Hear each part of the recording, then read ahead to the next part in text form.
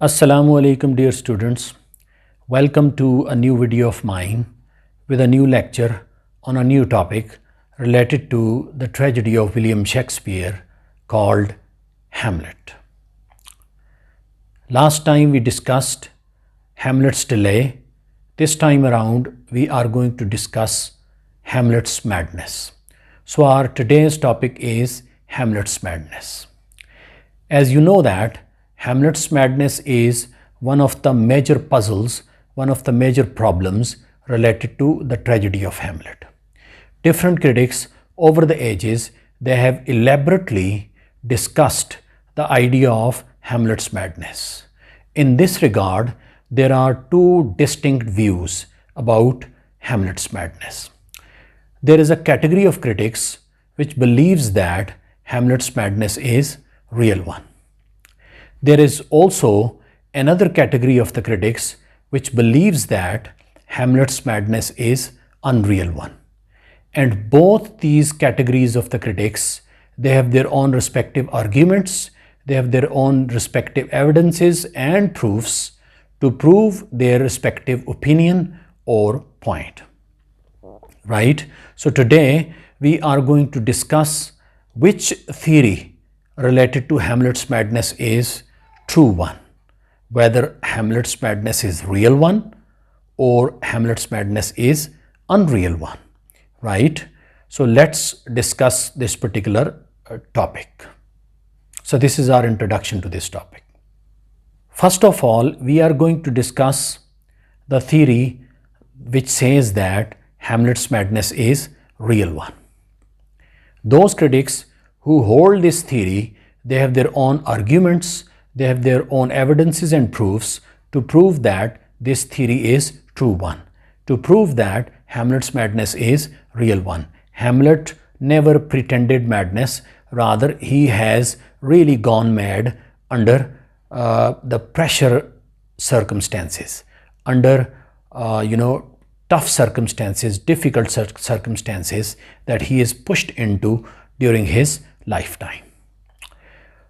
In this regard, there are different, evidences, there are different proofs given by the group of the critics which believes that Hamlet's madness is real one. First important proof is Hamlet's behavior in the room of Ophelia.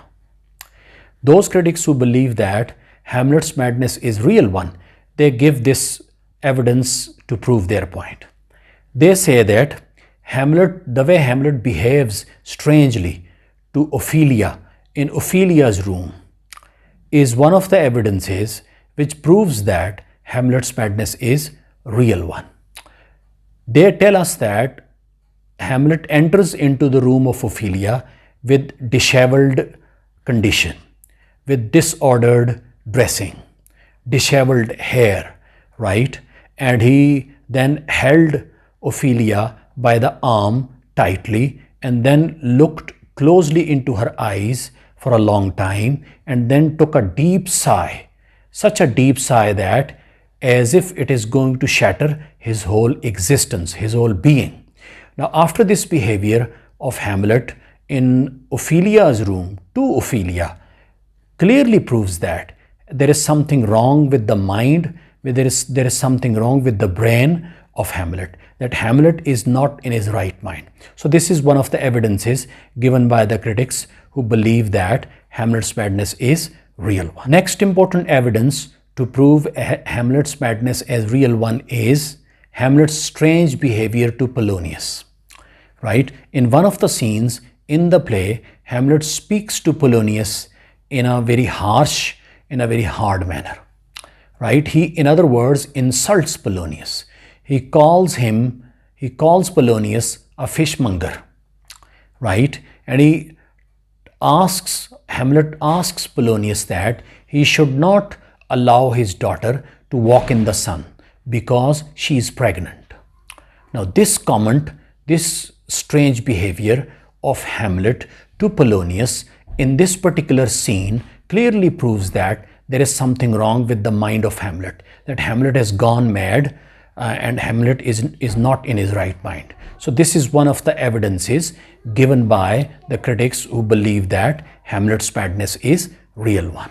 Next important evidence to prove Hamlet's madness as real one is the scene in which Hamlet behaves to Rosencrantz and Guildenstern in a very strange manner.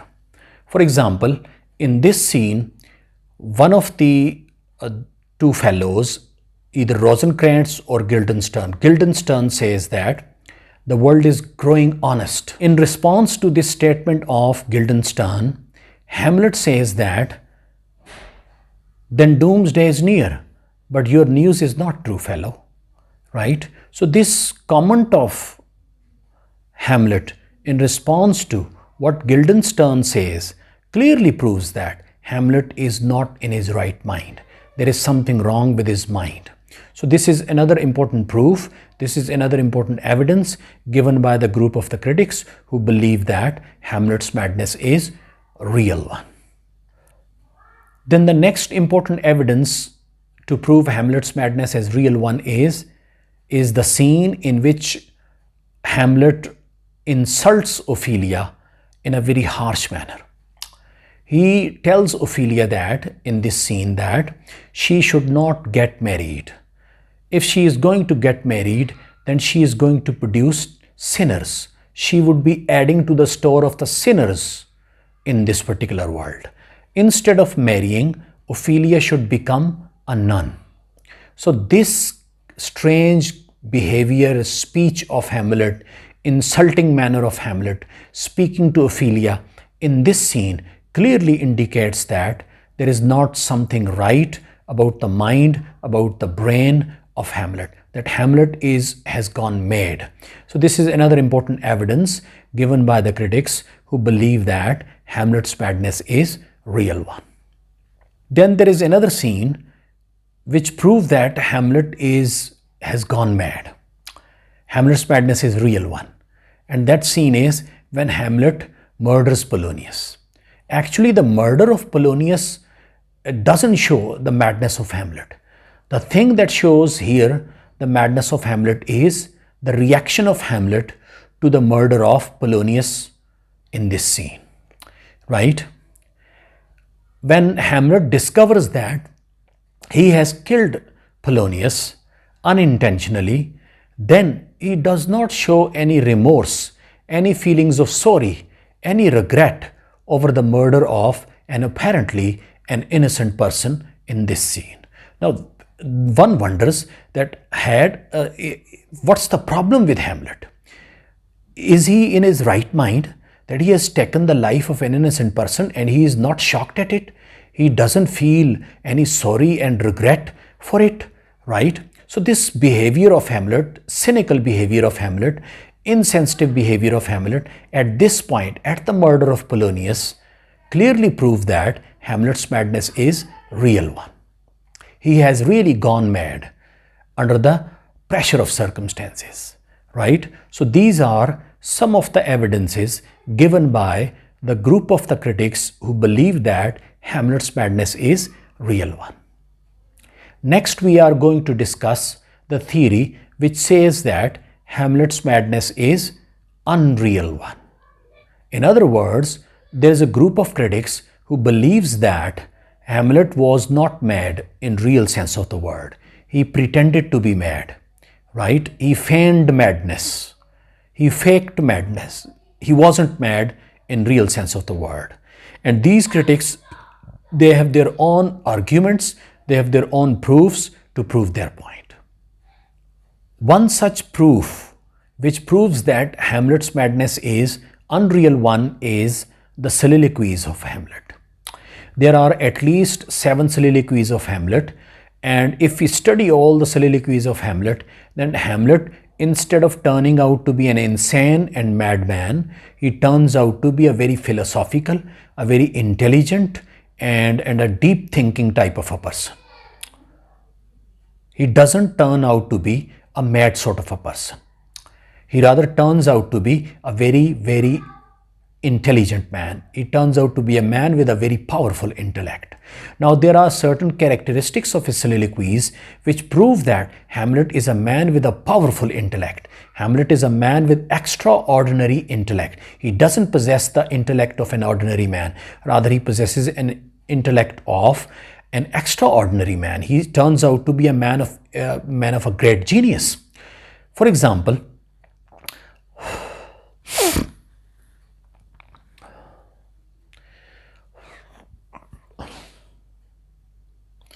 one of the qualities of soliloquies is reasoning and arguing. If you read the soliloquies of Hamlet, then you'll feel that Hamlet, like a intelligent man, a genius man, he reasons well. He argues well in his soliloquies. Whatever he says it with a reasoning mind, with an arguing mind, right? So his ability to reason and ability to argue in the light of his soliloquies prove that he's a person with a powerful intellect and his madness is unreal one. Next important quality of his soliloquies is generalization, right? Hamlet has a tendency to generalize each and every event that takes place in his life, especially the important events that take place in his life. And this ability to generalize things in the light of his soliloquies is one of the qualities of his mind which proves that Hamlet is a sane man. Hamlet is a normal person. There is nothing wrong with his brain, that Hamlet is not really gone mad, right? Hamlet pretends to be mad, but in real sense of the word, he is not at all mad. So this clearly proves that his generalization clearly proves that Hamlet's madness is unreal one. Then next important quality of his soliloquies is logic and coherence. The logic of his soliloquies and the coherence of his soliloquies clearly prove that Hamlet is a man with a normal brain, normal mind. He speaks with logic. He speaks in a coherent manner. He does not, jump from one idea to another idea, from another idea to another idea. Rather, he speaks with linking intelligence, right? He speaks with logic and coherence. This clearly proves that Hamlet is in his right mind. Hamlet is not at all mad. If he behaves in a mad manner, then it is a pretension, then it is a drama, then it is merely a feigning of madness. There is nothing wrong with the brain of Hamlet. Hamlet is perfectly a normal person, and he feigns madness. So logic of his soliloquies and the coherence of his soliloquies clearly prove that he is a normal human being and his madness is unreal one. Next important qualities of his soliloquies is universality, right? Hamlet speaks out like a man with a powerful brain, and his powerful brain is shown by the fact that whatever he says in his soliloquies is universal one. Whichever ideas he expresses in his soliloquies, they have universality, remarkable universality, right? Whatever he says, it doesn't have a touch of locality. It doesn't have a touch of, it doesn't have any touch of local colors. Rather, whatever he says is universal one, right? Only a person with powerful brain, only a person with powerful intellect can say things which contain universality. So this is another important evidence which proves that Hamlet's madness is unreal one. All these qualities of his soliloquies clearly show that Hamlet's madness is unreal one. So soliloquies is one of the evidences given by the category of the critics that Hamlet's madness is unreal one. Next important evidence given by the critics who believe that Hamlet's madness is unreal one is Hamlet's speeches to Horatio. Now, this is another important evidence to prove that Hamlet's madness is unreal, and there is nothing in reality wrong with the brain and mind of Hamlet. He is a feigner of madness, right? Now, if you read the play Hamlet closely, right, throughout the play, whenever Hamlet speaks to Horatio, he speaks to Horatio in a very normal manner. in a very a balanced manner. He speaks to Horatio in a very intelligent manner. He speaks to him as if he's a normal person, and he speaks to a very normal person as well, right? So his speeches to Horatio and his selection of Horatio as his confidant in his duty of revenge, to carry out the duty of revenge against King Claudius, clearly prove that Hamlet's madness is unreal one. So this is one of the evidences which prove that Hamlet's madness is unreal one. Most important evidence to prove that Hamlet's madness is unreal one is different characters' views about Hamlet's madness or strange behavior. For example, one such character is Polonius. Polonius, in one of the scenes, after seeing Hamlet's strange behavior, says that though this be madness, yet there's method in it. Right? Polonius says that though apparently it seems to be madness, but there's a kind of a technique in it. There is a kind of a method in it adopted by Hamlet. Remember that there is never method in madness. Method requires a logical mind. Technique requires a logical mind, which is there, always there with Hamlet during the play Hamlet. So this comment of Polonius clearly proves that Polonius also has a doubt, has a suspicion about Hamlet's madness. He says that although Hamlet behaves in a strange manner, but still there is a kind of a method in it. As if he is deliberately pretending to be mad, he is not really mad. This is what is meant by Polonius. Next is the comment of Guildenstern. For example, in one of the scenes, Guildenstern calls Hamlet's madness as crafty madness. Right? The word crafty clearly proves that Hamlet is not really mad. He is mad in craft. He is mad in cleverness. He is cleverly behaving in a mad manner. This is what is meant by Guildenstern. So this is another comment of Guildenstern which clearly reflects that Hamlet's madness is unreal one. Then Hamlet's own comment clearly proves that Hamlet is not mad in a real sense of the word, or Hamlet's madness is unreal one. For example, to Rosencrantz and Guildenstern, while speaking to Rosencrantz and Guildenstern, Hamlet says that, I am mad but north-northwest. When the wind is southerly, I know a hawk from handsaw. This comment of Hamlet means that he is mad under certain situations, under certain circumstances, before certain characters, before certain personalities. When those situations are not there, when those personalities and characters are not there, then he is capable of making a distinction between two birds, hawk and handsaw, which apparently look quite similar to each other. And to make a distinction between both these birds require powerful intellect and keen observation. And Hamlet says that when those characters, certain characters and certain situations are not there in his life, then he can make a distinction between both the birds. So this comment of Hamlet clearly proves that Hamlet's madness is pretended one, his madness is unreal one. Then there is another important evidence which proves that Hamlet's madness is unreal one. And that is when Hamlet exhorts his mother, when Hamlet condemns his mother in the chamber of Gertrude, in the chamber of his mother. Hamlet criticizes his mother, condemns his mother for her hasty remarriage to King Claudius. And this condemnation of Hamlet, of his mother, makes Gertrude, his mother, to feel guilty over her hasty remarriage. Now this clearly shows that only a person with normal brain can exhort a person in such a way that he should feel guilty about what he has done. Only a person with normal mind can do this, and Hamlet has it, right? And this clearly shows that Hamlet is not real in his real sense of the word. Hamlet's madness is unreal one.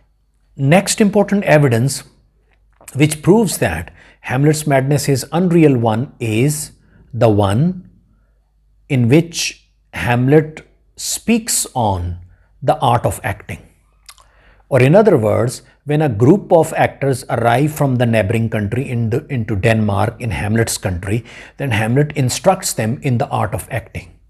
And those instructions that Hamlet gives them clearly show that Hamlet is in his right mind. Rather, he speaks like a powerful director and a powerful producer, right? He turns out to be a director in the light of those comments. For example, he tells those actors that never overstep the modesty of nature in the art of acting, right? Never speak in too tamed a manner, never speak in too violent a manner, right? And while doing so, while acting, they should never overstep the modesty of nature. So these comments of Hamlet on the art of acting before the group of actors, professional actors who had arrived into his country for staging the play within the play, clearly shows that Hamlet is in his right mind. Had he been mad, he would not have been in a position to say something about the art of acting in such a logical manner, in such a convincing manner. So this is another important evidence which clearly proves that Hamlet's madness is unreal one. Then there is another important scene in which Hamlet comments upon different skulls in Gravedigger's scene, right? In Gravedigger's scene, Hamlet, says something about the skulls that are thrown by the gravedigger from the grave of Ophelia, right? Hamlet takes one of the skulls and he feels that it is the skull of the former court joker or court jester Yorick. He speaks to the skull of the Yorick and says that, Yorick, where are your jokes? Where are your merriments? Where are your fun? Where are your, entertainments that you used to perform when Hamlet was kid, right? Then Hamlet also remembers that how he used to ride the back of Yorick when he was a boy, right? So this recollection related to past and then comment of Hamlet upon the skull of Yorick, the court jester, former court jester in the court of the King of Denmark, who was the father of Hamlet, clearly prove that Hamlet is a sane type of a person.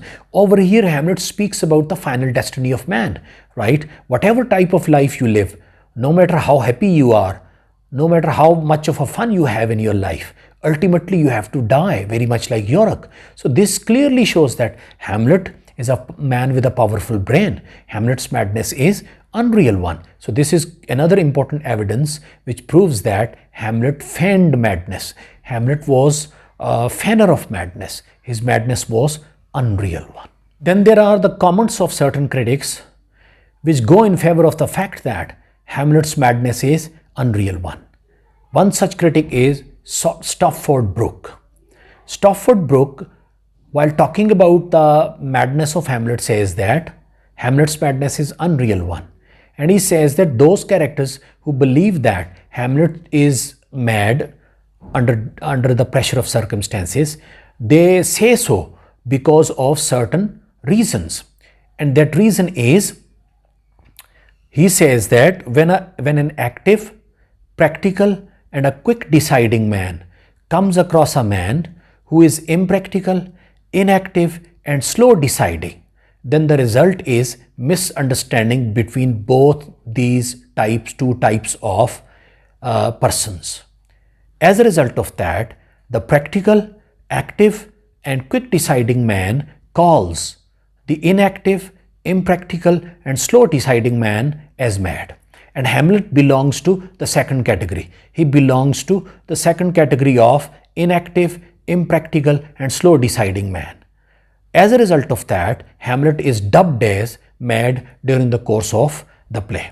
All the characters who call Hamlet mad, they are active, practical and quick deciding people. These include Polonius, Ophelia and King Claudius. All of them are active, practical and quick deciding people. and they call Hamlet mad because they find Hamlet inactive, impractical, and slow deciding man. As a result of that, they misunderstand Hamlet's nature. They cannot understand the philosophical bent of mind of Hamlet, because of which they call him mad. So this is the view of Stopford Brooke. Then Stopford Brooke further says that there is no doubt that there is plenty of imagination, plenty of roving imagination, wandering imagination. There is eccentric behavior on the part of Hamlet. There is strange behavior on the part of Hamlet during the course of the play. But he says that this is perfectly normal to a person, to a man who is a person of within than without. In other words, this behavior, strange behavior on the part of Hamlet is perfectly normal to Hamlet because he is more a man of inside than outside. So this is what Stopford Brooke says in order to prove that Hamlet's madness is unreal one. He was not mad in real sense of the word. Then Stopford Brooke further says that in order to prove that Hamlet's madness is unreal one, William Shakespeare created the real madness of Ophelia, in order to contrast Hamlet's madness with Ophelia's madness, in order to prove that Hamlet's madness is pretended one, unreal one, and Ophelia's madness is real one, right? If we observe Ophelia's behavior as a mad woman when she turns mad because of certain reasons during the course of the play, then we feel that Ophelia, when she speaks, she jumps from one idea to another idea, right? From another idea to another idea. Whereas this is not done by Hamlet. Hamlet always speaks with linking intelligence. So this clearly proves that Hamlet's madness is never meant by William Shakespeare to be real, right? He meant Hamlet's madness to be unreal. For this, he created the real madness of Ophelia. So these comments of Stopford Brooke clearly prove that Hamlet's madness is unreal one. Next is the comment of Harry Levin, another critic. Harry Levin says that Hamlet's madness is unreal one, in the sense that Hamlet is thought sick, not brain sick. In other words, Harry Levin is of the view that had Hamlet been mad, then there would have been something wrong with the physical brain of Hamlet, with the physical features of the brain of Hamlet. Whereas this is not the case with Hamlet, right? If there is anything wrong with Hamlet, it is wrong with the thought of Hamlet. It is wrong with the ideas of Hamlet. It is wrong with the emotions of Hamlet. It is never wrong with the brain, the physical features of the brain of Hamlet.